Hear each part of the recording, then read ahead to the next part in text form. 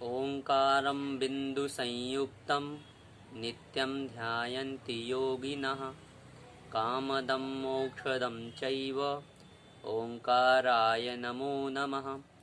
अविरलशब्दघनौघ प्रक्षालितसकलभूतलमलकलङ्का मुनिभिरुपासिततीर्था Saraswati हरतु no दुरितान्। अज्ञानतिमिरान्धानां ज्ञानाञ्जनशलाकया चक्षुरुन्मीलितं येन तस्मै श्रीगुरुवे नमः। श्रीपरम गुरुवे नमः। परम्पराचार्य गुरुवे नमः। सकलकलुषविध्वंसकं धर्मसम्बन्धकं श्रेयसां परिवर्धकं भव्यजीवमनः प्रतिबोधकारकमिदं शास्त्रं श्रीतत्त्वात् सूत्रनामधेयम् इत्येतन्मूलग्रन्थकर्तारः श्री सर्वज्ञदेवास्तदुत्तरग्रन्थकर्तारः श्री गणधरदेवास् प्रतिगणधरदेवास्तेषां वचनोऽनुसार महासाध्य आचार्य उमास्वामी विरचितं सर्वे श्रोतारः सावधानतया श्रवन्तु। मंगलम भगवान वीरो मंगलम गौतमो गणी मंगलम कुंदकुंदाद्यो जैन धर्मोस्तु मंगलम। सर्वमंगल मांगल्यम सर्वकल्याणकारकम प्रधानम सर्वधर्माणां जैनम जयतु शासनम। जैनम जयतु शासनम। जैनम जयतु शासनम। मोक्षमार्गस्य नेतारं भेतारं कर्मभूव्रतां ज्ञातारं विश्वतत्त्वानां वंदे तद्गुणलब्धये। वंदे तद्गुणलब्धये। वंदे तद्गुणलब्धये। बोलिए पंच परमेष्टि भगवान की जय।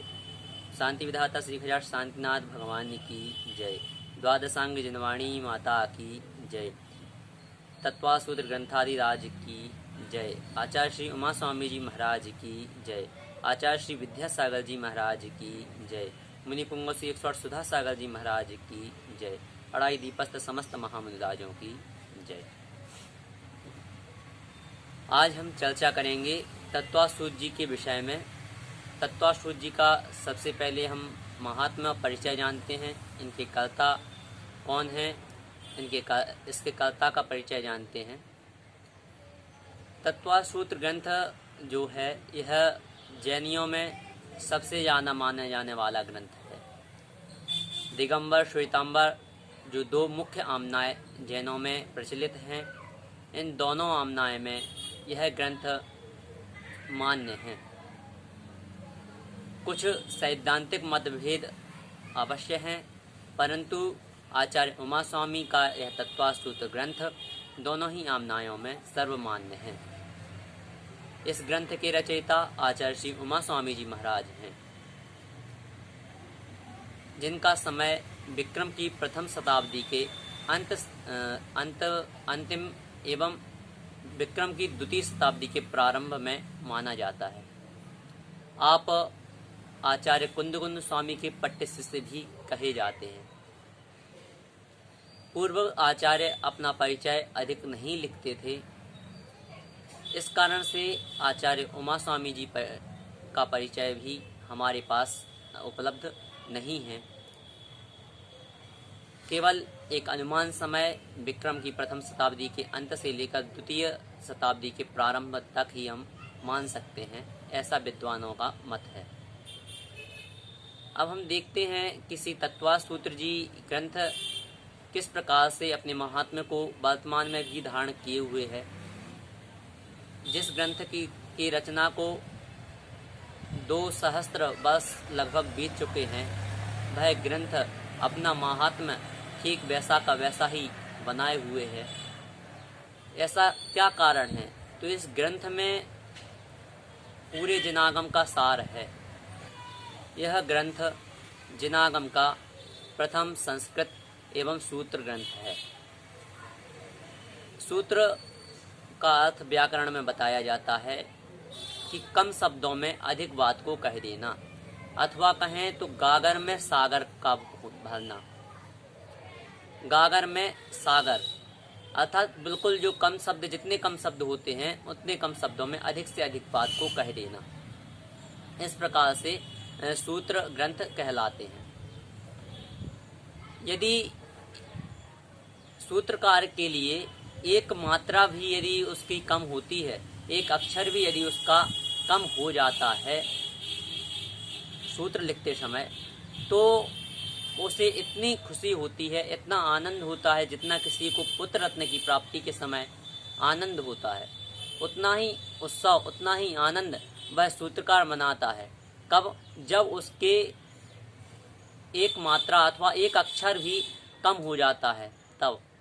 इसीलिए सूत्र जो होते हैं वह शॉर्ट में ही लिखे जाते हैं, सिंपल भाषा में ही लिखे जाते हैं, और उसका जो अर्थ होता है वह बहुत ही रहस्यमय होता है। इसीलिए हम देखते हैं किसी तत्वासूत जी की ग्रंथ पर कितनी ही टीकाएं लिखी जा चुकी हैं, और केवल मंगलाचरण पर ही देवागम स्तोत्र आदि जो स्तोत्र हैं वह लिखे जा चुके हैं।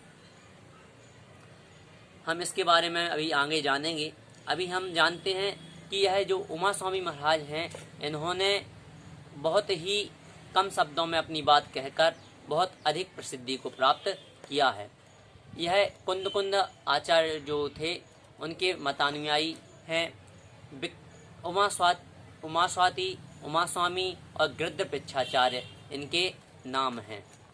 प्राचीन जैनाचार्य अपने बारे में कुछ नहीं लिखते थे, उसी प्रकार की परंपरा में आपने भी अपने बारे में किसी प्रकार का वर्णन नहीं किया। इसी कारण से आज पूरा विद्वत जगत, जैन जगत आपके परिचय के बारे में अनभिज्ञ है। केवल एक अनुमान प्रमाण के कारण ही आपका परिचय हमें देखने को मिलता है। तत्वासूत जी के बारे में हम देखते हैं तो यह जो ग्रंथ है यह जैन समाज का सबसे प्रामाणिक ग्रंथ है। जो महत्व वैदिकों में गीता का, ईसाइयों में बाइबल का, मुसलमानों में कुरान का होता है, वही महत्व, वही महात्म्य जैन दर्शन में इस श्री तत्वासूत जी ग्रंथ का है।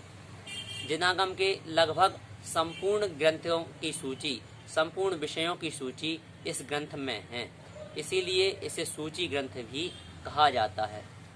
इसका संकलन इतना सुसंबद्ध एवं प्रामाणिक साबित हुआ कि यह महावीर भगवान की वाणी की तरह जैन दर्शन का आधार सिद्ध हुआ। सच्चे शास्त्र का उपलक्षण या प्रतिनिधि ग्रंथ इसे माना जाता है। सारे भारतवर्ष के जैन परीक्षा बोर्डों में इसे स्थान प्राप्त है। इसमें कुल 357 सूत्र हैं, जो दिगंबर और श्वेतांबर मत में अलग अलग हैं। दिगंबर मत के अनुसार 357 सूत्र माने गए हैं। तत्वार्थ सूत्र जैन साहित्य का सबसे प्रमुख ग्रंथ है। छंद में गद्य की अपेक्षा कम शब्दों में अधिक बात कह दी जाती है। इसी प्रकार छंद की अपेक्षा कम से कम शब्दों में सूत्र में अधिक बात कही जाती है। सूत्र की रचना में आधी मात्रा भी बचाना बहुत उत्तम माना जाता है। सूत्रों का निर्माण वैज्ञानिक पद्धति से होता है। जैसे सुई में धागा परोते हैं, उसी प्रकार से जब वह धागा परो दिया जाता है तो वह सुई जो होती है वह गुमती नहीं है। उसी प्रकार यह जो सूत्र होते हैं यह माला की तरह होते हैं, और इसे जो पढ़ता है वह कभी भी दुर्गति में भ्रमण नहीं करता है। इस ग्रंथ के लिखने के पीछे एक कथा प्रचलित है जो हमें देखने को आती है, जो कि विद्वान बालचंद मुनि हुए हैं, जिन्होंने तत्वासूत जी की कन्नड़ी टीका में उन्होंने इसका वर्णन किया है, और उसमें इन्होंने केवल नाम ही दिया है कि एक श्वेतांबर जो श्रावक था उसका नाम सिद्धय था। तो इसके पीछे की जो कथा है वह यह है कि एक बार आचार्य श्री उमा स्वामी जी आहार के लिए एक नगर में जाते हैं। उस नगर में जाकर वहाँ एक श्वेतांबर साधक के यहाँ, श्वेतांबर श्रावक के यहाँ उनके आहार होते हैं, और आहार के पश्चात जब वह वहाँ से गमन करने लगते हैं तो वह देखते हैं कि एक बोर्ड पर लिखा है दर्शन ज्ञान त्रायत्राणी मोक्ष मार्ग। तो वह सोचते हैं और उसके आगे सम्यक शब्द जोड़कर चले जाते हैं। और जब वह श्वेतांबर साधक जो होता है वह सिद्धय नाम का श्रावक आता है और अपने घर पे पूछता है, तो उसे पता चलता है कि यह मुनि जो आचार्य हैं उन्होंने यह लिखा है, तो वह उनको ढूंढने के लिए वन में जाता है। वन में जाकर उनसे प्रश्न करता है और प्रश्न करते करते वह बहुत आगे तक जब पूछता जाता है, एक के बाद एक प्रश्न करता है, उसी का फल यह तत्वासूत्री ग्रंथ मिलता है। अर्थात जब वह प्रश्न करता जाता है, उसके उत्तर में जो वह सूत्र कहते जाते हैं, जो आचार्य महाराज सूत्र कहते हैं, उसी कारण से यह तत्वासूत्र ग्रंथ आज हमें मिलता है। जैन आगम में जो दिगंबर संप्रदाय है, इसमें 357 सूत्र माने हैं। इसका नाम तत्पाद सूत्र है और इसका यह नाम पूर्णतः सार्थक है, क्योंकि तत्व अर्थात होता है तत्व, अर्थ अर्थात उसका अर्थ विस्तार, तो इसमें तत्वों का विस्तार बताया गया है। और सूत्र जो है सूत्रों में निबद्ध है, इसलिए इसका पूर्ण नाम तत्वार्थ सूत्र है। मोक्ष का वर्णन होने के कारण इसे मोक्ष शास्त्र भी कहते हैं। इसमें 7 तत्व गर्भित हैं। प्रथम के जो 4 अध्याय हैं उनमें जीव तत्व का वर्णन है। पीछे एक दोहा श्लोक भी है, उसमें कहा पणम चौके पणमम पंचम ए जान पुग्गलन तच्च 6 सप्तमे ही आसौ 8वें वंदनायब्बो 9वें संवर्णिज 10वें मोक्षम बयाणे ही। इस प्रकार से जो यह है अर्थात कहा है कि पणम चौके पणमम अर्थात प्रथम के जो 4 अध्याय हैं उसमें प्रथम अर्थात जीव तत्व का वर्णन है। पंचमे जान पुद्गलम तच्च 5वें अध्याय में पुद्गल अर्थात अजीव तत्व का वर्णन है। 6 सप्तमे ही आश्रव 6वें और 7वें में आश्रव तत्व का वर्णन है, जिसमें 6वें अध्याय में अशुभाश्रव का एवं 7वें अध्याय में शुभाश्रव का वर्णन है। 8वें वंदनायब्बु अर्थात 8वें में बंध तत्व का वर्णन है। 9वें संवर निज्जर 9वें अध्याय में संवर और निर्जरा तत्व का एवं 10वें मोक्षम बयाणे ही 10वें अध्याय में मोक्ष तत्व का वर्णन है। इस प्रकार 10 अध्यायों में 7 तत्व गर्भित हैं। अब हम जानते हैं कि यह जो तत्वासूत्र ग्रंथ है, इसकी टीकाएं कब और किस समय कहाँ किस आचार्य ने लिखी। तो सबसे पहली जो इसकी सबसे प्राचीन टीका है वह है आचार्य पूज्यपाद स्वामी द्वारा रचित श्री सर्वार्थ सिद्धि जी, और उसके पश्चात आचार्य अकलंक देव द्वारा रचित श्री तत्वार्थ राजवार्तिक, उसके पश्चात आचार्य विद्यानंदी स्वामी द्वारा रचित तत्वार्थ श्लोक वार्तिक जी, उसके पश्चात आचार्य श्रमंत भद्र द्वारा रचित गंधहस्ती महाभाष्य, उसके पश्चात आचार्य श्रुत सागर द्वारा रचित तत्वार्थ वृत्ति, पश्चात ढूंढारी भाषा के प्राचीन विद्वान पंडित सदा सुखदास जी कास्तीवाल द्वारा रचित अर्थ प्रकाशिका। इस प्रकार से यह प्राचीन टीकाएं हैं।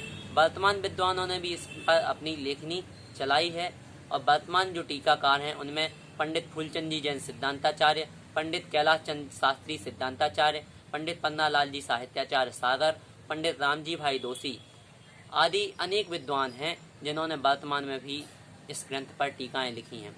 वर्तमान में इस ग्रंथ को शोध कार्य का आधार अधिकतर शोधार्थी बनाते हैं, और इस पर अभी तक सैकड़ों शोध कार्य हो चुके हैं। इसके मंगलाचरण पर ही आचार्य समंतभद्र द्वारा एक देवागम स्तोत्र बना दिया गया, जिसमें 115 श्लोक हैं, और उस देवागम स्तोत्र को गंधहस्ती महाभाष्य जो अप्राप्त ग्रंथ है उसका मंगलाचरण माना जाता है। उसी देवागम स्तोत्र पर 800 श्लोक प्रमाण अष्टशती टीका जो भट्ट अकलंक देव ने रची। उसके पश्चात उस अष्टशती ग्रंथ जो 800 श्लोक प्रमाण ग्रंथ है, उस अष्टशती की अष्टसहस्त्री टीका आचार्य विद्यानंदी स्वामी जी ने लिखी। तो इस प्रकार से केवल मंगलाचरण पर ही इतनी बड़ी बड़ी टीकाएं लिखी जा चुकी हैं। अब हम अनुमान लगा सकते हैं कि इस ग्रंथ में किस प्रकार से गागर में सागर भरा है। आइए अब हम चलते हैं मंगलाचरण की ओर। मोक्ष मार्गस्य नेतारम भेतारम कर्म भूभृताम ज्ञातारम विश्व तत्पानाम वंदे तद्गुण लब्धये। मोक्ष मार्गस्य नेतारम, मोक्ष मार्ग के नेता, भेतारम कर्म भूभृताम, कर्म रूपी पर्वतों के, भूभृताम अर्थात कर्म रूपी पर्वतों के भेदन करने वाले, ज्ञातारम विश्व तत्वानाम, विश्व तत्वानाम अर्थात विश्व के समस्त तत्वों को जानने वाले, वंदे अर्थात वंदना करता हूँ, तद गुण अर्थात उनके गुणों की, लब्धये प्राप्ति के लिए। संपूर्ण अर्थ होगा मोक्ष मार्ग के नेता, कर्म रूपी पर्वतों के भेदन करने वाले, समस्त तत्वों को जानने वाले, ऐसे उनके गुणों की प्राप्ति के लिए मैं उन्हें नमस्कार करता हूँ, वंदना करता हूँ। यह जो मंगलाचरण है इसमें किसी विशेष को नमस्कार नहीं किया गया, ना तो आदिनाथ भगवान को नमस्कार किया गया, ना ही महावीर को नमस्कार किया। इसमें जो उनमें गुण हैं, जो विद्वान गुण जो होते हैं, जो मुख्य गुण जो होते हैं, वीतरागता, सर्वज्ञता और हितोपदेशता, उन गुणों की प्राप्ति के लिए उन्हें नमस्कार किया गया है। जब भी हम देखते हैं कि जैन दर्शन में कभी किसी व्यक्ति विशेष को नमस्कार नहीं किया जाता है, जो उस योग्य होता है उसी को नमस्कार किया जाता है, उसके गुणों को नमस्कार किया जाता है, उसके गुणों की प्राप्ति के लिए नमस्कार किया जाता है।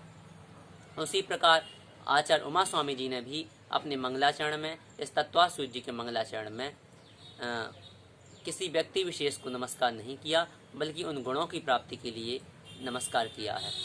तो किस प्रकार से इसका अर्थ होगा, तो मोक्ष मार्गस्य नेतारम अर्थात मोक्ष मार्ग के नेता।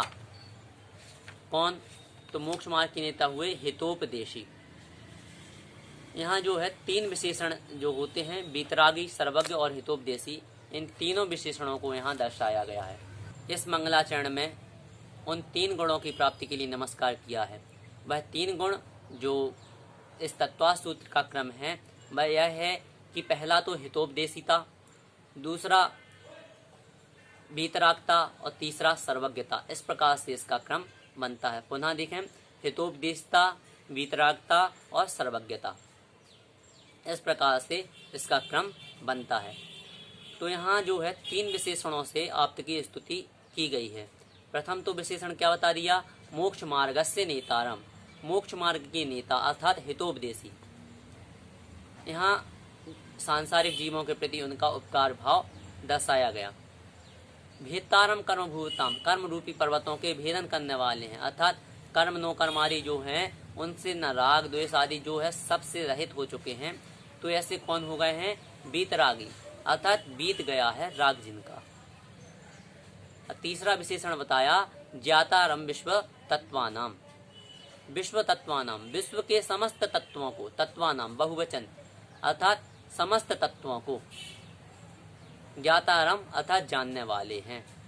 ऐसे कौन होते हैं, तो सर्वज्ञ। इस प्रकार जो तीन विशेषण हुए, मोक्ष मार्गस्य नेतारम अर्थात हितोपदेशी, भेदतारम कर्म भूभृताम अर्थात वीतरागी, ज्ञातारम विश्वतत्वानाम अर्थात सर्वज्ञ। इस प्रकार से एक जो तीन गुण हैं, इन तीन गुणों की प्राप्ति के लिए मैं क्या करता हूँ, वंदना करता हूँ, नमस्कार करता हूँ। यह मंगलाचरण जो है वर्तमान में बहुत ही आवश्यक है और वर्तमान समय में इसका पालन करने वाले बहुत कम देखे जाते हैं, क्योंकि इसमें जो कहा है, जो तीन गुण बताए हैं, वह पढ़ते तो सभी हैं लेकिन उन्हें समझते नहीं हैं। इसी कारण वह मिथ्यात्व में भटक जाते हैं। इसमें जो मुख्य जो गुण हैं, वीतरागता जो दूसरे नंबर पर बताया है, वह वीतरागता जो गुण हैं अर्थात बीत गया है राग जिनका, किसी वस्तु से राग द्वेष कुछ नहीं है। यदि उसके पास थोड़ा सा भी परिग्रह है तो वह किसी प्रकार से हम उन्हें भगवान नहीं मान सकते, उनकी पूजा नहीं कर सकते। चार प्रकार की चीज़ें हैं जिन्हें समझना आवश्यक है। एक तो आदरणीय, सम्माननीय, वंदनीय और पूजनीय। तो आदरणीय अर्थात आदर करने योग्य। तो आदर करने योग्य कौन है, जितने भी संसार में जीव हैं वह सब हमारे लिए आदर योग्य हैं, क्योंकि जनागम में अनादर का भाव किसी के प्रति नहीं बताया गया, सभी के प्रति मैत्री भाव बताया गया है। दूसरा जो है वह है सम्माननीय। सम्मान योग्य कौन है, जो हमारे सांसारिक गुरुजन हैं, हमारे माता पिता हैं, आदि जो सांसारिक रीति रिवाज के लिए जो हैं वह सम्मान के योग्य हैं। अब तीसरा जो है वह है वंदनीय। तो वंदन हम किनसे बोलते हैं, वंदना किससे बोलते हैं? तो वंदना हम त्यागी व्रतियों से बोलते हैं, जो प्रतिमा आदि लिए होते हैं, जो क्षुल्लक जी आदि होते हैं और आरिका माता जी होती हैं, यह वंदना के योग्य होती हैं। इसीलिए हमें इन्हें वंदन ही करना चाहिए, ना कि इनकी पूजा करना चाहिए। जो जिस योग्य होता है उसी योग्य हमें आदर सत्कार उसका करना चाहिए। तो यहाँ जो वंदन करने योग्य हैं वह वंदना के ही योग्य हैं। जो वस्त्र सहित हैं वह जनागम में पूज्य नहीं है। आयिका माता जी के 5वां गुण स्थान तक ही बनता है, इसलिए पंचम गुण स्थान वर्ती जो होते हैं वह साधारण श्रावक भी हो सकते हैं, इसलिए आरिका माता जी पूज्य नहीं है। 6वें गुण स्थान से ही पूज्यता बताई जाती है। अब जो पूजनीय है वह पूजनीय कौन है? तो 6वें गुण स्थान से लेकर जो शेष अन्य गुण स्थान रहित भी हैं वहाँ तक जो हैं वह हमारे लिए पूजनीय हैं। अरिहंत भगवान, सिद्ध भगवान, यह जो हैं यह हमारे लिए पूजनीय हैं। तो आज के मंगलाचरण से हमें यही सीखना है कि किस प्रकार से हमें अपने जीवन में इस मिथ्यात्व को दूर करना है, क्योंकि यह मिथ्यात्व ही है जो हमें संसार में भ्रमण कराता रहता है। मिथ्यात्वी किसी से कह देना यह जनागम में सबसे बड़ी गाली है। तो हमें मिथ्यात्वी नहीं बनना है, अपने आप में अपने स्वाभिमान से रहकर जो पूजन के योग्य है, जो वंदन के योग्य हैं, उन्हीं का पूजन और वंदन करना है। जो देवी देवता हैं उनका यथा योग्य आदर सत्कार करना है, अनादर नहीं करना है। वह हमारे लिए आदर योग्य हैं, सम्मान योग्य हैं, इतने तक हैं। ना ही वह हमारे लिए वंदनीय है, ना ही पूजनीय है, क्योंकि देवताओं के 4था गुण स्थान तक ही बनता है, उनके संयम धारण करने की अवस्था नहीं होती है। रही बात कि वह रक्षक होते हैं या उन्होंने भगवान की रक्षा की है, तो भगवान की रक्षा करने से कोई पूज्य नहीं हो जाता है। आदर सम्मान उनका यथायोग्य करना चाहिए, लेकिन उनकी मूर्ति बनाना, उनकी पूजा करना यह सर्वथा अनुचित है। इस प्रकार के मिथ्यात्व से हमें बचना चाहिए। तो हमें आज यही सीखना है कि हम मिथ्यात्व को कैसे छोड़ें और इस मंगलाचरण के माध्यम से वीतरागता की परिभाषा को जानकर, सर्वज्ञता की परिभाषा को जानकर, हितोपदेशता की परिभाषा को जानकर अपने जीवन में सच्चे देव, सच्चे शास्त्र और सच्चे गुरु पर ही अटल सिद्धानी बने। इस प्रकार की मंगलमयी भावना के साथ सभी को सादर जय जिनेंद्र।